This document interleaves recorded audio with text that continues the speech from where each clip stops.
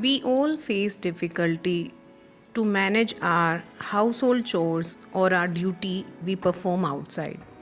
ये सब इसलिए होता है क्योंकि हम अपना टाइम मैनेजमेंट ढंग से नहीं कर पाते।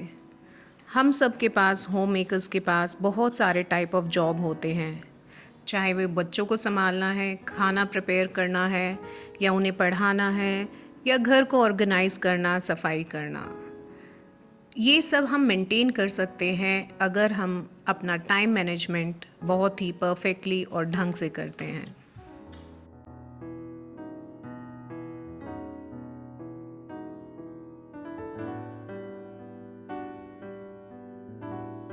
आज हम बात करेंगे कि क्या टाइम मैनेजमेंट के चैलेंजेस होते हैं जो हम नहीं कर पाते या अक्सर हम फेल हो जाते हैं।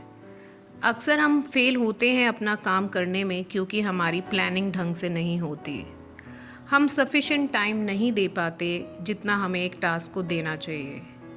जैसे कि अगर हमें ब्रेकफास्ट बनाना है और अभी एग्ज़ाम डेज़ चल रहे हैं बच्चों के स्कूल में भी और मेरे स्कूल में भी, तो हमें ऐसा ब्रेकफास्ट बनाएं जो हेल्दी भी हो और टाइम कंज्यूम ज़्यादा ना करे।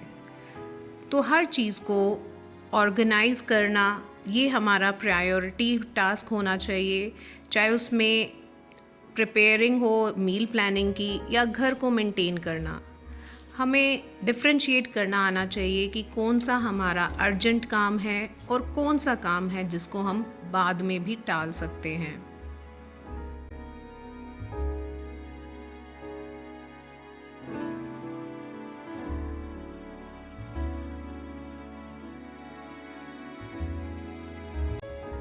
Maintaining focus is essential for maximising productivity. मतलब कि जो काम हमें ज़रूरी है उसी को हम फोकस करें और अपने गोल कि आज का काम मेरा सबसे इम्पॉर्टेंट ये है उसी को कंप्लीट करें, ना कि सारे काम को एक साथ करने की सोचें।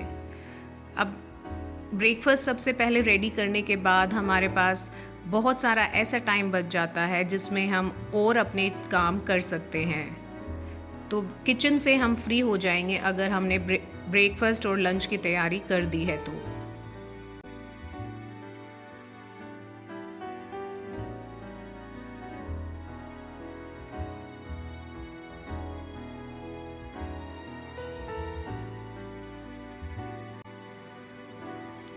अब देखिए, किचन को क्लीन करना भी एक काम है, तो इसको मैं बहुत ही जल्दी, जैसे ही मेरा किचन का कुकिंग का टाइम कंप्लीट होता है टास्क, तो मैं अपनी किचन को साथ के साथ क्लीन करूं ताकि उसमें मेरा कम से कम टाइम लगे। जो पाइल अप होती रहेंगी डिशेस, झूठे बर्तन, तो वो ज़्यादा टाइम लेंगे और वो ड्राई हो जाएंगे तो भी उन्हें वॉश करने में ज़्यादा टाइम लगेगा। तो आपके किचन में अगर कोई स्टोरेज कंटेनर खाली हो रहे हैं तो उन्हें सेम टाइम में ही वॉश करके रख दें, ड्राई करके रख दें, ताकि जब भी आपको यूज़ करना हो तो वो रेडी टू यूज़ हो। जब भी उनमें कुछ स्टोर करना है तो आप डायरेक्टली उसमें डाल सकते हैं। और आप अपने स्मार्ट गोल सेट कीजिए। ये नहीं है कि आज किचन में 2 बर्तन साफ़ कर रही हूँ तो सारे ही बर्तन साफ़ करने लग जाऊँ। नहीं, जो डेली के हैं बर्तन उनको क्लीन करने के बाद किचन को क्लीन करें, जो कि हमारा नेसेसरी काम है, लेकिन साथ में जो भी कंटेनर्स हैं उनको भी क्लीन करके रख दिया कि वो रेडी टू यूज़ रहें। उसके बाद आप अपने दूसरे टास्क को भी ब्रेकअप कर सकते हैं छोटे छोटे टारगेट्स में। ज़रूरी नहीं है कि पूरे घर को ही आज ही ऑर्गेनाइज़ किया जाए। आप घर का कोई भी कॉर्नर ले सकते हैं क्लीन करने के लिए या ऑर्गेनाइज़ करने के लिए।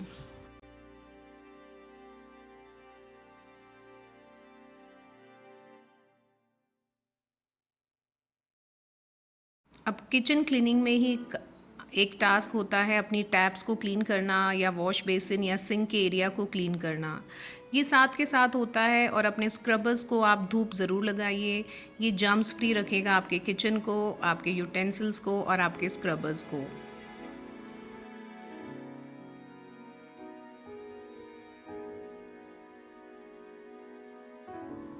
हमारा टाइम मैनेजमेंट इसलिए फेल हो जाता है because of lack of self discipline.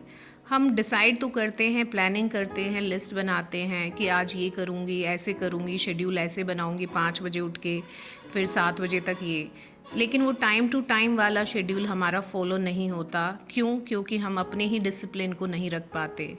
आपको बच्चों को प्रायोरिटी देना है, उनको टाइम से खाना देना है, उनको पढ़ाना है। तो मेरा कहने का मतलब है कि जब आपको लगता है कि एग्ज़ाम डेज़ में बच्चों को ज़्यादा टाइम देने की ज़रूरत है, वहाँ पे उनके साथ ज़्यादा टाइम स्पेंड कीजिए। अब ये देखिए, जब मेरे बच्चे बाहर पढ़ने गए थे तब मैंने अपने बेटी के ड्रेसिंग एरिया को ऑर्गेनाइज़ किया, क्योंकि वहाँ पे एक ऑर्गेनाइजेशन भी हो रहा था और मेरा बच्चों का टाइम भी जो उसे देना होता है वो बचा हुआ था। तो यहाँ पे देखिए हम कितना ज़ीरो कॉस्ट मैं स्टोरेज बॉक्सेस को यूज़ कर रही हूँ, जो कुकीज़ वगैरह के आते हैं, फूड कंटेनर्स होते हैं, तो उनके नीचे टिशू लगा के मैं अपने कुछ भी, आप ये बैंगल्स लगा लीजिए, और ये प्लास्टिक की ट्रे में मैं रफ़ल्स रख रही हूँ जो कि ईज़िली अवेलेबल हो जाते हैं, बच्चों के हाथ लग जाते हैं। और ये देखिए खाली एक लंच बॉक्स जिसका लिड ख़राब था, उसको मैंने एक ऑर्गेनाइज़र की तरह उसके स्कूल के रबर बैंड्स को स्टोर करने के लिए यूज़ किया है। तो ये चीज़ें जब हो पाती हैं जब हमारा माइंड बिल्कुल रिलैक्स होता है, जब हमारे टास्क क्रिएटिवली हम तब कर पाते हैं जब बाकी टास्क हमारे फुलफ़िल हो रखे हों। मतलब कि हमें एंजाइटी ना हो। एंजाइटी क्यों होती है? जब हमारे पास काम का लोड ज़्यादा होता है और हम उसको मैनेज नहीं कर पाते। तो देखिए एक एग्जाम्पल है, जैसे एक ड्रेसिंग एरिया में बहुत सारी ट्यूब्स हैं, बहुत सारी कॉस्मेटिक्स क्रीम्स हैं, वो नहीं मिलेंगे आपको टाइम पे अगर वो मैनेज ढंग से ना हो। तो यहाँ पे मैंने कुछ भी जो मेरे पास स्टोरेज का सामान था उसको स्टोर करके ड्रेसिंग एरिया को ऑर्गेनाइज़ किया। अब शू रैक, घर के सामने अगर आप कितना ही ऑर्गेनाइज़ कर लें, अगर शूज़ फैले रहेंगे तो वो अच्छा लुक नहीं देते, अच्छा इंप्रेशन नहीं देते। यहाँ मैंने वर्टिकल स्पेस को यूज़ करने के लिए एक कुकीज़ का बॉक्स यूज़ किया है, ताकि कुछ स्लिपर्स, मैं फ्लिप फ्लॉप्स, कुछ चप्पलें मैं उस बॉक्स में रखूँ और उसके ऊपर वाली स्पेस को भी मैं कुछ और स्लिपर्स या फुटवेयर रखने के लिए यूज़ करूँ। तो हम होम मेकर्स क्रिएटिवली तब सोच पाते हैं जब हमारा माइंड रिलैक्स रहता है। अब मैंने ये देखिए अलग अलग तरीके से फुटवेयर्स को रखने की कोशिश की ताकि मैं मैक्सिमम यूज़ कर सकूँ स्पेस का। मुझे लगता है कुछ भी आइडिया अगर आपको पसंद आया तो आप प्लीज़ मेरे चैनल को लाइक कीजिएगा, सब्सक्राइब कीजिएगा, और पहली बार आए हैं तो भी प्लीज़ आपकी मोटिवेशन एक लाइक और शेयर के थ्रू हो सकती है। अब ये देखिए एक और कार्डबोर्ड का बॉक्स था, इसको मैंने पहले ऑर्गेनाइज़र की तरह यूज़ किया था, तो इसको डिस्कार्ड करने से पहले फिर माइंड में आया कि इस आइडिया को यूज़ किया जाए। ये वाइट मेरे स्नीकर्स हैं मेरी बेटी के, तो इनको कवर करने के लिए कि डस्ट ना लगे, इसमें दूसरा शूज़ ना रखा जाए, तो मैंने कार्डबोर्ड बॉक्स के ऊपर इसको अंदर रखा और ऊपर दूसरे शूज़ को मैंने फिट किया। तो हम न्यू आइडियाज़ देखते हैं कि क्या चीज़ को ऑर्गेनाइज़ करना ज़रूरी है, किसको अभी छोड़ दिया जाए।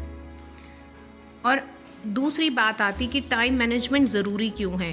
टाइम मैनेजमेंट होता है कि हम ऐसी टेक्निक है कि हम अपने टाइम को प्रोडक्टिवली और एफिशिएंटली यूज़ कर सकें।